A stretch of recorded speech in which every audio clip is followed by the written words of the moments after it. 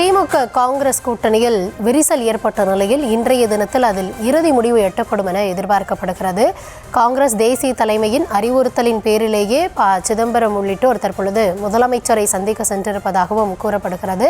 திமுக நாடாளுமன்ற உறுப்பினர் கனிமொழியும் இந்த பேச்சுவார்த்தையில் பங்கேற்றிருப்பதாக கூறப்படுகிறது.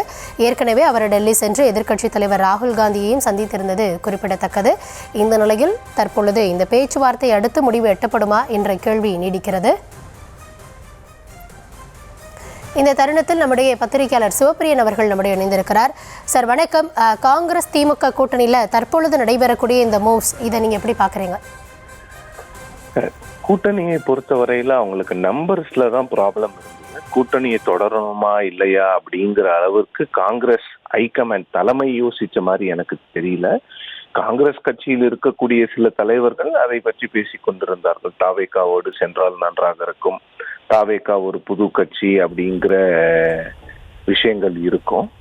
பட் ஹைகமாண்டை பொறுத்த வரைக்கும் அவங்களுக்கு திமுகவை விட்டு விலகிறதுக்கான பெரிய முயற்சிகளை அவங்க எடுக்கல.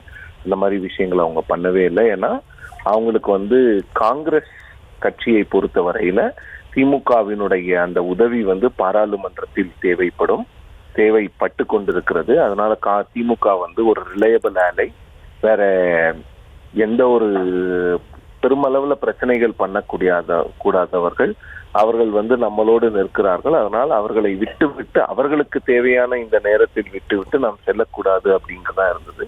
ஸோ நேற்று அந்த ஸ்பெகுலேஷன்ஸ் எல்லாம் எல்லாத்தையும் பார்க்கும் பொழுது வேற வழி இல்லை. இதற்கு மேல இன்னொன்னு டிஎம்கே வேற டெட்லைன் கொடுத்துட்டாங்க, இன்னைக்குள்ள முடிவு பண்ணுங்க, ஏன்னா ராஜ்யசபா அனௌன்ஸ் பண்ணணும் போது வேற வழி கிடையாது. பிரேக்கிங் பாயிண்ட் எட்டும் பொழுது வேற ஏதாவது விஷயங்கள் பண்ணணும் அப்படிங்கிறதுனாலதான் காங்கிரஸ்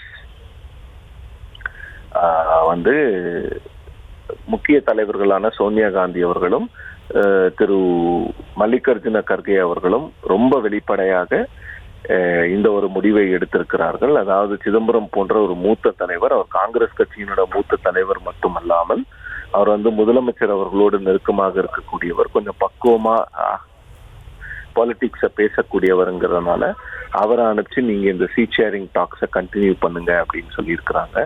ஸோ கிரீஷ் சோடங்கர் அவர்களை விலக்கி வைத்து விட்டு காங்கிரஸ் திரு ப சிதம்பரம் அவர்களை முதல்வரை சந்திக்க சொல்லி என்ன அப்படிங்கிற அந்த டீலை ஃபிக்ஸ் பண்ணும் போது அது ஒரு ஆல்மோஸ்ட் டீல் ஃபிக்ஸ் ஆன மாதிரி தான் நான் நினைக்கிறேன். ஏன்னா சிதம்பரம் அவர்களை நிறைய பேர் சந்திச்சுட்டாங்க, வேணுகோபால் அவர்கள் சந்திச்சுட்டாரு. அதன் பிறகு சிதம்பரம் அவர்கள் போகும் பொழுது அது நம்பர்ஸை பேசி நம்பர்ஸை ஃபைனலைஸ் பண்ணக்கூடிய டீலாக தான் இருக்கும் அப்படிங்கிறது தான் என்னுடைய கருத்து. சார், இப்போ நீங்கள் சொன்ன மாதிரியே தான் கேசி வேணுகோபால் வந்தார், கிரீஷ் சோடங்கர் வந்தாங்க. இவங்களெல்லாம் வந்தப்போ முன்வைக்கப்பட்ட அந்த நம்பர்ஸ் அப்படின்றது ஒன்று இருக்குல்ல, இதையெல்லாம் தாண்டி இன்றைய தினம் காங்கிரஸ் திமுக என்ன தொகுதி கொடுக்குறாங்களோ அதில் உடன்பட்டு போவதற்கான வாய்ப்புகள் அதிகமாக இருக்கிறதா புரிஞ்சுக்கலாமா? இல்ல, காங்கிரஸும் திமுகவும் 25 இருக்காது, காங்கிரஸ் கேட்ட 41 இருக்காது அப்படிங்கிறது தான் என்னுடைய தகவல். இதற்கு இடையில் ஏதாவது ஒரு நம்பர், இன்னொன்று காங்கிரஸுக்கும் திமுகவுக்கும் ஏற்றுக்கொள்ளக்கூடிய ஒரு நம்பரா தான் இருக்கும் அப்படிங்கிறதா. ஸோ அந்த நம்பரை மோஸ்ட் ப்ராபப்ளி இன்னைக்கு அவங்க ஃபைனலைஸ் பண்ணிடுவாங்க. ஃபைனலைஸ் பண்ணிட்டு அலையன்ஸ் இருக்கு அப்படிங்கிற அந்த டிசிஷன் அவங்க அனௌன்ஸ் பண்ணாதான் எந்த ஒரு பிரச்சனையும் வராது. ஏன்னா இல்லைன்னா ஸ்பெகுலேஷன் போயிட்டே இருக்கும். நேற்று ஸ்பெகுலேஷன் ரொம்ப வைல்டா இருந்தது. அதெல்லாம் வேண்டாம் அப்படின்னு சொல்லிட்டு தான் காங்கிரஸ் இந்த முடிவை எடுத்திருக்கிறார்கள். நாம் பொறுத்திருந்து பார்க்க வேண்டும் என்ன நடக்குதுன்னு. மோஸ்ட் லைக்லி இன்னைக்கு முடிஞ்சிரும் அப்படிங்கிறது. ஓகே, நன்றி சார். நன்றி.